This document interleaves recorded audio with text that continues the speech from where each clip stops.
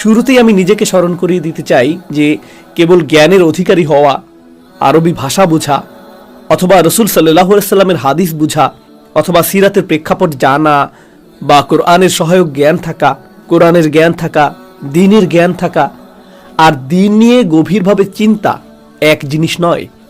প্রকৃতপক্ষে যখন এই আয়াতগুলো নাজিল হয়েছিল সেগুলো মদিনায় নাজিল হয়েছিল এবং এর শ্রোতা ছিল এমন লোকেরা যারা রসুল সাল্লাল্লাহু আলাইহি সাল্লামের সাথে খুবই পরিচিত ছিল, কারণ তারা তাকে প্রতিদিন দেখত। আপনার এবং আমার পক্ষে আরবি ভাষা যতটা শেখা সম্ভব তারা তার চেয়েও ভালো আরবি জানত। তারা সিরাতের ঘটনাগুলো আরো ভালো বুঝত, কারণ তারা তা পড়ছিল না, বরং তারা এর মধ্যে বাস করছিল, তারা তা প্রত্যক্ষ করছিল। রাসূল সাল্লাল্লাহু আলাইহি সাল্লামের কোনো হাদিস অন্যের কাছ থেকে শুনতো না, তারা নবীজির কণ্ঠেই তা শুনেছে। তাদের পড়তে হয়নি যে কখন কোন সূরা নাজিল হয়েছে, তারা সূরা নাজিল হওয়া প্রত্যক্ষ করেছে। তারা সিরাতের মধ্যে সরাসরি ছিল, এটা তাদের সাথে সরাসরি ঘটেছিল। আর তাদেরকেই আল্লাহ প্রশ্নটি করেছেন, আফালা ইয়াতাদাব্বারুনা আল কুরআনা আম আলা কুলুবিন আকফালুহা, তবে কি তারা কোরআন নিয়ে গভীরভাবে চিন্তা করে না, নাকি কিছু হৃদয়ের উপর তার নিজস্ব তালা লাগানো আছে? এটি একটা অদ্ভুত বাক্যাংশ যা আল্লাহ এই আয়াতের শেষে বলেছেন। কিন্তু প্রথম যে বিষয়টি আমি আপনাদেরকে জানাতে চাই তা হলো, আমি চাই না আপনারা ভাবুন এবং আমিও ভাবতে চাই না যে এখানে শুধু শিখার কথাই বলা হয়েছে। যদি আপনি আরো বেশি শেখেন তাহলেই গভীর চিন্তা করা বা তাদাব্বুরের শর্তটি পূরণ হবে।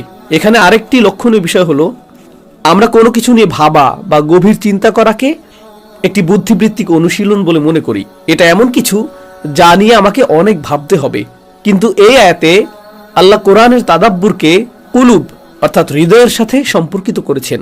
সুতরাং এটি আসলে একটি আধ্যাত্মিক অনুশীলন। তো এটি সত্যি একটা গুরুত্বপূর্ণ পার্থক্য। আজ এই খুতবায় এবং আপনাদের সাথে আমার যে অল্প কিছু সময় রয়েছে তাতে আমার লক্ষ্য দুইটা জিনিস। আশা করছি আমি দুটি সম্পন্ন করতে পারবো। তবে আমার প্রথম লক্ষ্য হলো আরেকটু পেছনে গিয়ে নিজেকে এবং আপনাদের সবাইকে একই প্রশ্ন করা ও তার উত্তর খোঁজা। কোরআন নিয়ে গভীরভাবে চিন্তা করার আগে কোরআন নিয়ে তাদাব্বুরের ক্ষেত্রে আমাকে কি কি পূর্বশর্ত, কি কি আবশ্যকতা পূরণ করতে হবে। আর বিশেষ এই আয়াতটির সাথে সম্পর্কিত দ্বিতীয় উদ্দেশ্যটি হলো, এই সূরাতে, সূরা মুহাম্মাদে আল্লাহ যখন এই আয়াত নাজিল করেন তখন কি ঘটে চলেছিল এবং কোন প্রেক্ষাপটে আল্লাহ এই আয়াত নিয়ে গভীরভাবে চিন্তা করার দাবি জানিয়েছিলেন। তো আমাদের নির্ধারিত সময়ের ভিতর যদি সম্ভব হয় আমরা এই দ্বিতীয় অংশটিও বোঝার চেষ্টা করব। কিন্তু আসুন প্রথমটি দিয়ে শুরু করি। আমি অনেক দিন আগে প্রখ্যাত চিন্তাবিদ মাওলানা আমিন আহসান ইসলাহির একটি খুব সুন্দর লেখা পড়েছিলাম, যিনি কোরআন নিয়ে গভীর চিন্তার পূর্বশর্তগুলো সম্পর্কে লিখেছেন মাবাদি তাদাব্বুরুল কুরআন। এবং আমি আজ আপনাদের সাথে তার কিছু চিন্তা শেয়ার করতে চাই যা আমার মতে সত্যি উপকারী, যাকে বলা যায় কালজয়ী। আমার মনে হয় আমার নিজের জন্য এই বিষয়গুলো বারবার পড়া উচিত, কারণ এটি আমাকে সতেজ করে। তাই আমি মনে করি এটি আপনাদের জন্য উপকারী হবে। প্রথম যে কথাটি তিনি বলেছেন তা হলো, দুই ধরনের পূর্বশর্ত রয়েছে। যেমন আপনি যখন বিশ্ববিদ্যালয়ে একটি কোর্স নেন অথবা স্কুলে পড়ার সময় আপনি যদি তৃতীয় শ্রেণীর গণিত ক্লাসে থাকেন, সেক্ষেত্রে আপনাকে অন্তত দ্বিতীয় শ্রেণীর গণিতগুলো জানতে হবে।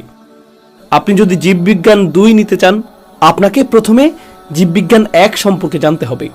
আপনি যদি মাস্টার্স করতে চান তাহলে প্রথমে আপনাকে অনার্স ডিগ্রি সম্পন্ন করতে হবে। সুতরাং এ জাতীয় কিছু পূর্বশর্ত থাকে এবং এগুলোকে বলা হয় একাডেমিক পূর্বশর্ত। এগুলো বুদ্ধিবৃত্তিক পূর্বশর্ত। একইভাবে তাফসির অধ্যয়ন, কোরআন অধ্যয়নেরও পূর্বশর্ত রয়েছে। আপনাকে আরবি ভাষা অধ্যয়ন এবং আয়ত্ত করার চেষ্টা করতে হবে। আপনাকে প্রেক্ষাপট এবং ইতিহাস অধ্যয়ন করতে হবে। এর সাথে জ্ঞানের একাধিক শাখা জড়িত থাকতে পারে, সেগুলো একাডেমিক বুদ্ধিবৃত্তিক পূর্বশর্ত।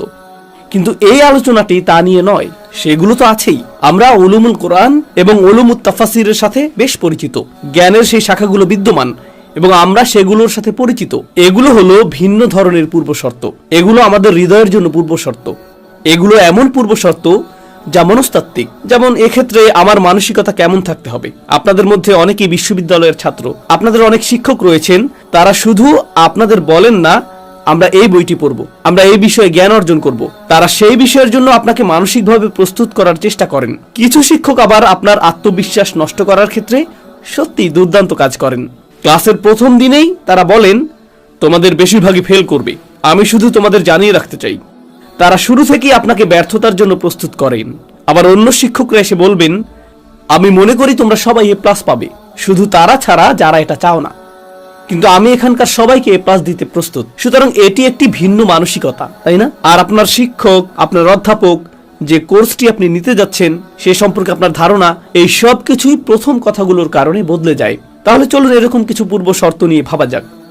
এর মধ্যে প্রথমটি যা সম্পর্কে আমি বলতে চাই তা হলো, আমাকে এটা স্মরণ রাখতে হবে যে কোরআন নিখুঁত, কিন্তু আমার চিন্তা এবং আমার বোঝার ক্ষমতা সীমিত।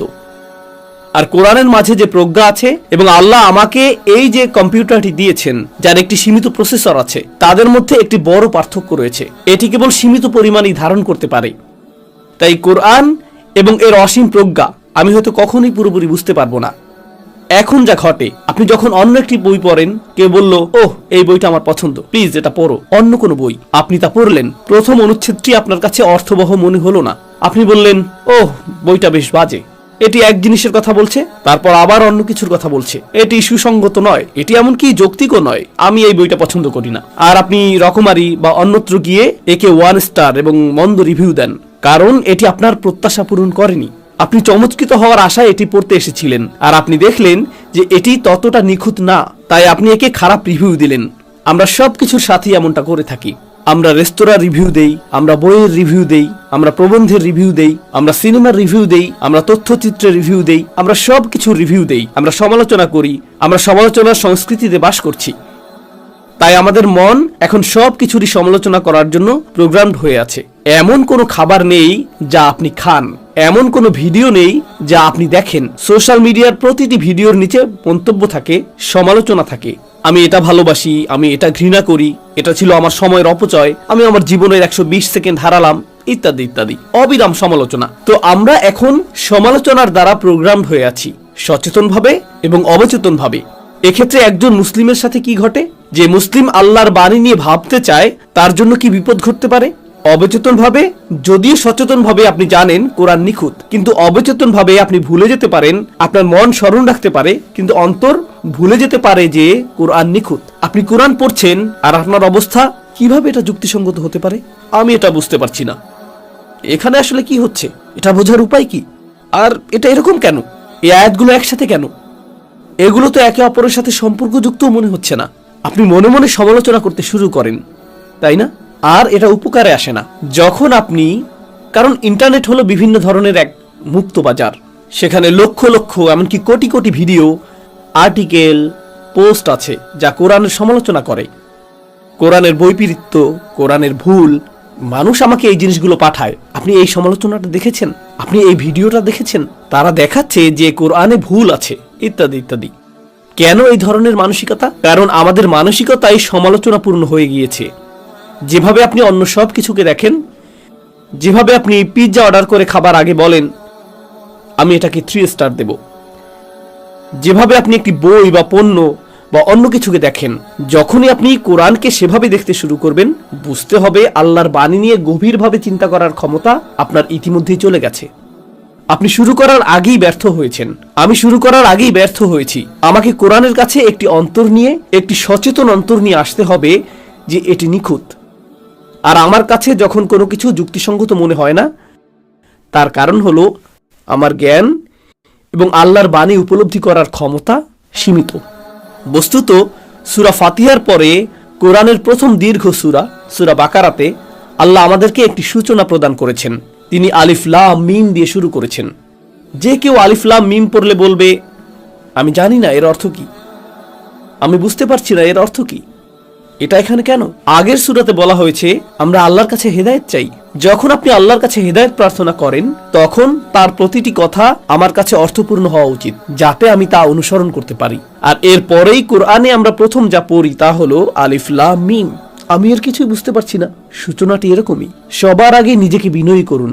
আপনি সবকিছু জানেন না। যতক্ষণ না এটা আপনার মনে স্থির হচ্ছে, আপনি এখনো হেদায়েতের জন্য প্রস্তুত নন, আপনি এখনো গভীরভাবে চিন্তার জন্য প্রস্তুত নন। এক অর্থে এটি আমাদেরকে নিজেদের জায়গায় রাখে। শুরু করার আগেই মাত্র কয়েকটি শব্দ দিয়ে আমাদেরকে অবনত করা হয়েছে। সুতরাং কোরআনের এই পারফেকশনকে আত্মস্থ করা সত্যিই অত্যন্ত গুরুত্বপূর্ণ। আর যখন আপনি এবং আমি তা করি, আমি প্রায় 20 বছর ধরে কোরআন অধ্যয়নের চেষ্টা করছি। আমি কোরআনের এমন আয়াতের মুখোমুখি হই যা আমার বুঝে আসে না। এখনো এরকমটা ঘটে। একাধিক তাফসির পাঠ, চিন্তাবিজ্ঞানের সাথে আলোচনা করার পরেও আমি মাথা চুলকাতে থাকি, এখানে কি বলা হচ্ছে। তো আমার মনোভাব কেমন হওয়া উচিত? আমার মনোভাব হওয়া উচিত, ইয়া আল্লাহ, আপনার প্রজ্ঞা অসীম, আর আমার মধ্যে ত্রুটি আছে, যার জন্য আমি দেখতে পাচ্ছি না, আমি উপলব্ধি করতে পারছি না আপনার বাণীর সৌন্দর্য, প্রজ্ঞা, অলৌকিকতা, পূর্ণতা। আমার অন্তরকে উন্মুক্ত করে দিন, আমার মনকে উন্মুক্ত করে দিন। আমাকে এমন সাহায্য প্রদান করুন যা কেবল আপনার কাছ থেকেই আসতে পারে, কারণ আমি এখনো তা দেখতে পাচ্ছি না। কারণ আমাকে স্বীকার করতে হবে এটি এমন একটি ধনভাণ্ডার যার যোগ্য আমি নই, কিন্তু তবুও আমাকে এর সন্ধান দেওয়া হয়েছে। আমি এমন কিছুই না যে আমাকে আল্লাহ এটা দান করবেন। লাকাদ মান্নাল্লাহু আলাল মুমিনিন ইয বাআসা ফীহিম রাসূলাম মিন আনফুসিহিম ইয়াতলু আলাইহিম আয়াতিহি। আল্লাহ আমাদেরকে তার এই অনুগ্রহের কথা স্মরণ করিয়ে দিয়েছেন যে তিনি একজন রাসূল নিযুক্ত করেছেন যিনি আল্লাহর আয়াত তেলাওয়াত করেন। এটা ছোট কোনো বিষয় নয়। সুতরাং এটাই প্রথম পূর্ব শর্ত, এই মানসিকতা। আরেকটি পূর্ব শর্ত যা নিয়ে আমাদের ভাবা উচিত, আমি সময়ের দিকে খেয়াল রাখতে চাই। তো পূর্ব শর্তটি হলো আমাদেরকে দুটি শব্দের মধ্যে পার্থক্য করতে হবে।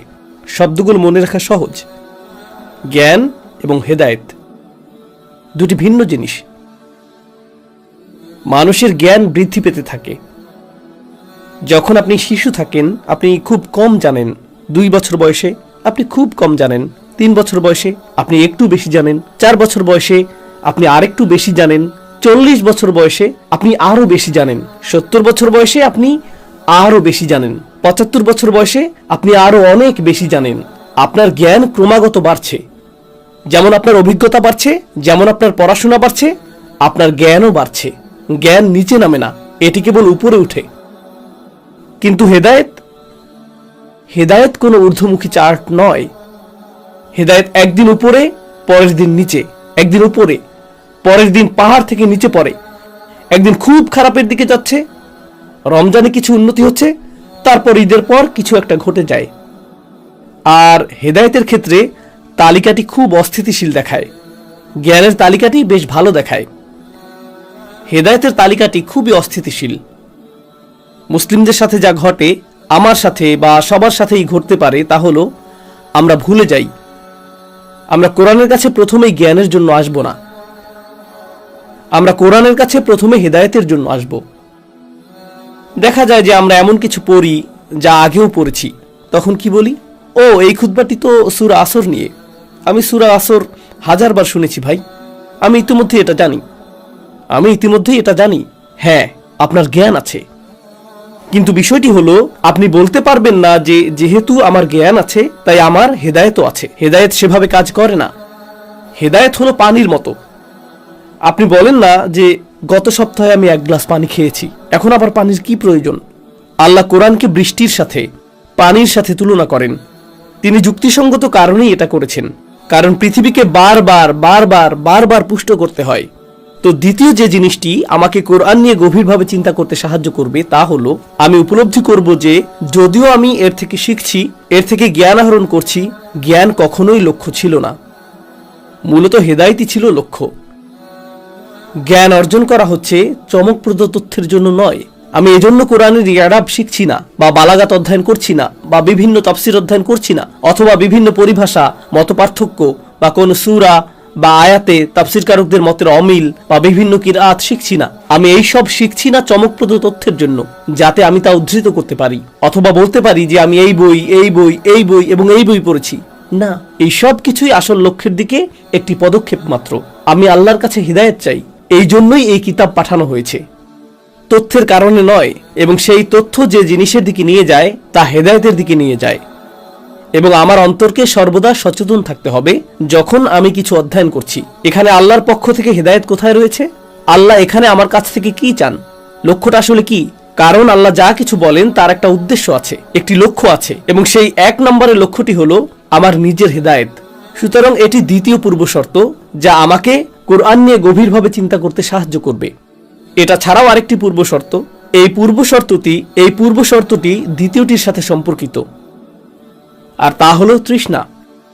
আমি হেদায়েতকে পানির সাথে তুলনা করছি, তাই না? পানি কোনো বিলাসিতা নয়। এটা এমন নয় যে আমি যখন সময় পাই মাসে 1 বার আমি একটু পানি পান করি। আপনি এমনটা করেন না। আপনার শরীর বলে ওঠো, কিছু পান করো। আপনার শরীর আপনাকে স্বস্তি দেয় না যতক্ষণ না তা পানি পানে তৃপ্ত হয়। এটি একটি মৌলিক প্রয়োজন আপনার অস্তিত্বের জন্য, আমার অস্তিত্বের জন্য। কোরআন হলো আমার হৃদয়ের পুষ্টি, কোরআন হলো আমার হৃদয়ের জন্য পুষ্টি। আপনার শরীরের মতোই আপনার হৃদয়েরও তৃষ্ণা নিবারণের প্রয়োজন হয় এবং এটি ছাড়া বাঁচতে পারে না। আমাকে আত্মস্থ করতে হবে যে কোরআনের গভীর চিন্তায় মগ্ন হওয়া, কোরআন থেকে হেদায়েত খোঁজা কোনো বিলাসিতা নয়, এটি কোনো অবসর সময়ের কাজ নয়। এটি এমন না যে সময় পেলে করব। আমাকে শুধু এই মানসিকতা তৈরি করতে হবে যে এটি একটি প্রয়োজন, যেমন পানি একটি প্রয়োজন, আমার এটা প্রয়োজন। এই বিষয়ে ভাবার একটি সুন্দর উপায় হলো, এমনকি আমার নিজের জন্য, রাসূলুল্লাহ সাল্লাল্লাহু আলাইহি সাল্লাম শুধু 5 ওয়াক্ত নামাজ পড়েননি, তাহাজ্জুদ পড়তেন এবং আমাদের চেয়ে অনেক বেশি পরিমাণে নামাজ পড়তেন এবং প্রতি রাকাতে আল্লাহ তাকে তাই পড়তে আদেশ করেছেন যা আমরা পড়ি, ইহদিনাস সিরাতাল মুস্তাকিম। প্রত্যেক রাকাতে ফাতিহা। যিনি সমগ্র মানবজাতিকে পথ দেখাচ্ছেন সাল্লাল্লাহু আলাইহি সাল্লাম, তিনি কেন প্রতিদিন এতবার আল্লাহর কাছে হেদায়েত ভিক্ষা চাইছেন? প্রতি কয়েক মিনিটে, প্রতি কয়েক ঘন্টায়, এমনকি কয়েক ঘন্টাও না, আমি তো মনে করি কয়েক ঘন্টায়ও না, প্রত্যেক ঘন্টায় ক্রমাগত রাসূল সাল্লাল্লাহু আলাইহি সাল্লামের পক্ষ থেকে আল্লাহর কাছে করা সবচেয়ে নিরবিচ্ছিন্ন অনুরোধটি ছিল হেদায়েত, হেদায়েত, হেদায়েত, আর এর মধ্যে তিনি অন্তর্ভুক্ত। তো আমাদের রাসূলেরই যদি এমন মরিয়া হয়ে আল্লাহর হেদায়েতের প্রয়োজন হয়, তাহলে আমার অবস্থান কোথায়? কিভাবে আমি ভাবতে পারি যে আমি তা পেয়ে গেছি? মানুষ এমন কথা বলে, আমি আগে সত্যিই পথভ্রষ্ট ছিলাম আর তারপর আল্লাহ আমাকে হেদায়েত দিয়েছেন, আলহামদুলিল্লাহ, আমার কাছে এখন হেদায়েত আছে। কোথায় আছে আপনার হেদায়েত? আপনার পকেটে। আপনি হেদায়েত ধরে রাখতে পারবেন না। আপনি টাকা ধরে রাখতে পারেন, আপনার জ্ঞান থাকতে পারে, আপনি হয়তো গত বছর কিছু শিখেছিলেন, এখনো তা মনে আছে। আপনি গত বছরের হেদায়েত এই বছরও ধরে রাখতে পারবেন না, আপনি এটা রাখতে পারবেন না। এটি ফিরে পাওয়ার একমাত্র উপায় হলো নিজেকে পুনরায় সতেজ করা। আমার নিজেকে পুনরায় সতেজ করতে হবে, পুনরায় কোরআনের কাছে ফিরে যেতে হবে আর পুনরায় এটি পেতে হবে। আর তাই তৃষ্ণাটা সেখানে থাকতে হবে। আমি যদি সত্যিই কোরআন নিয়ে গভীরভাবে চিন্তা করতে চাই, তবে আমার সেই তৃষ্ণা থাকতে হবে। আমি দোয়া করি আল্লাহ আযজা ওয়া জাল্লা আমাদের সবার হৃদয়ে সেই গভীর অকৃত্রিম তৃষ্ণা দান করুন, যেন আমরা সেই বিনয় সহকারে আল্লাহর কাছে আসি, সেই বিনয় সহকারে তার বাণীর কাছে আসি।